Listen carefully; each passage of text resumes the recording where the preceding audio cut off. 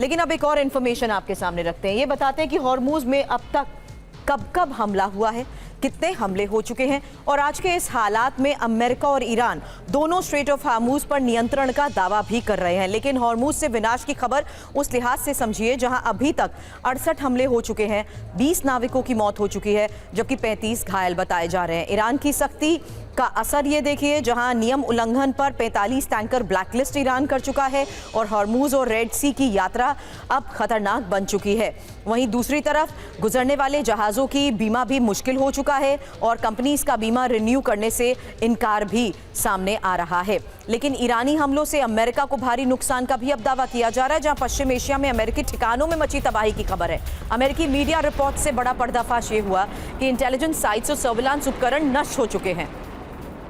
इसके अलावा ईरानी मिसाइल और ड्रोन ने भी तबाही मचा रखी है। तो ईरान युद्ध पर नया पर्दाफाश, अमेरिका में विनाश, क्योंकि दावा किया जा रहा है कि ईरानी हमलों से अमेरिका को सबसे बड़ा नुकसान हुआ है। दावा यह किया जा रहा है कि पश्चिम एशिया में ही 200 से ज्यादा अमेरिकी ठिकानों को नष्ट किया जा चुका है। ऐसे में इन दावों के बीच अमेरिका के डर की बात इसलिए क्योंकि सैन्य ठिकानों की दोबारा मरम्मत से यूएस डर रहा है, सैन्य ठिकानों को कहीं और शिफ्ट करने पर भी विचार कर रहा है और ईरानी मिसाइलों की रेंज से दूर ले जाने का ये प्लान है। जबकि जॉर्डन और इजराइल में कहीं शिफ्ट करने की तैयारी।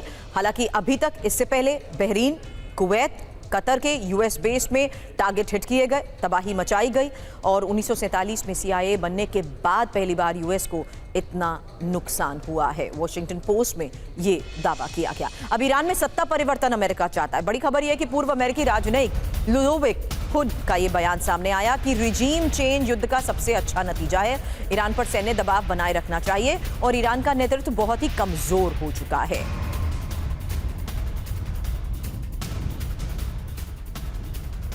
तो ईरान पर अमेरिकी रणनीति का पर्दाफाश, जहां मिड टर्म चुनाव तक ईरान पर हमले नहीं और मिड टर्म चुनाव के बाद ईरान पर हमले संभव। फिलहाल ईरान पर दबाव बनाए रखने की रणनीति और एक्सियोस की रिपोर्ट में इसी रणनीति को लेकर दावे किए जा रहे हैं, जहां डोनाल्ड ट्रंप के मिशन नवंबर के बारे में एक्सक्लूसिव इंफॉर्मेशन, क्योंकि रिपोर्ट दावा कर रही है कि नवंबर तक ईरान पर आर्थिक दबाव अमेरिका जारी रखेगा और नवंबर में मिड टर्म चुनाव के बाद ईरान पर हमले भी संभव है। मायने इस लिहाज से समझिए जहां ईरान युद्ध की वजह से ही अमेरिका में महंगाई बढ़ने का भी डर है, तेल की कीमतें बढ़ने से अमेरिकी जनता में नाराजगी भी बढ़ रही है और चुनाव में सैन्य जोखिम डोनाल्ड ट्रंप के लिए नुकसानदायक साबित हो सकता है और चुनाव में युद्ध से राष्ट्रपति ट्रंप की इमेज पर भी असर।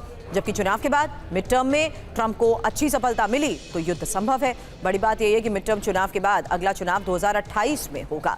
अब इस बीच एक और बड़ी खबर है, अमेरिकी हमलों पर ईरान दावा कर रहा है कि युद्ध के दौरान भी पावर प्लांट का निर्माण, और ईरान के ऊर्जा मंत्री ने यह बड़ा दावा किया कि हमले में एनर्जी सेक्टर को नुकसान नहीं पहुंचा। हमारे पास अच्छी तादाद में पावर प्लांट है, हमारा एनर्जी सेक्टर खत्म नहीं होने वाला। तो ईरान का चकमा, ट्रंप को सदमा, क्योंकि तेहरान दावा कर रहा है कि अमेरिकी हमलों से हमारे पावर प्लांट्स को कोई नुकसान नहीं पहुंचा।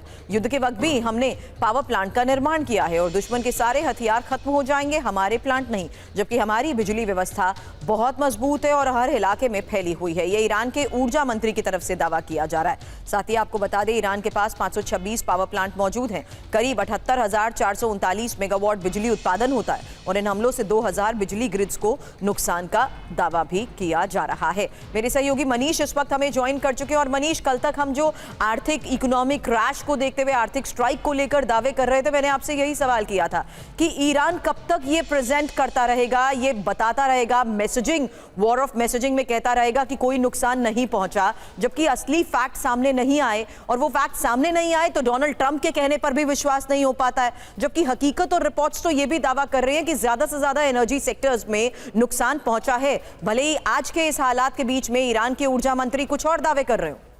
देखिए, ये बात तो सही है कि जो ईरान पर अटैक किए गए थे उसमें उनके प्रायोरिटी टारगेट पर एनर्जी इंफ्रास्ट्रक्चर नहीं थे। बस ईरान पर दबाव डालने के लिए 2-3 दिन ऐसा हुआ जब इजराइल और अमेरिका की तरफ से एनर्जी सेक्टर पर अटैक किए गए थे, जिसके जवाबी कार्रवाई करते हुए ईरान ने भी मिडिल ईस्ट के कुछ एनर्जी इंफ्रास्ट्रक्चर पर अटैक किए थे और तब इतना नुकसान हुआ है। तो आप समझ सकते हैं कि अगर अमेरिका और इजराइल का ये मकसद होता कि ईरान में एनर्जी इंफ्रास्ट्रक्चर से जुड़े हुए सारे एसेट्स को ध्वस्त कर दिया जाए तो वो कर सकते थे।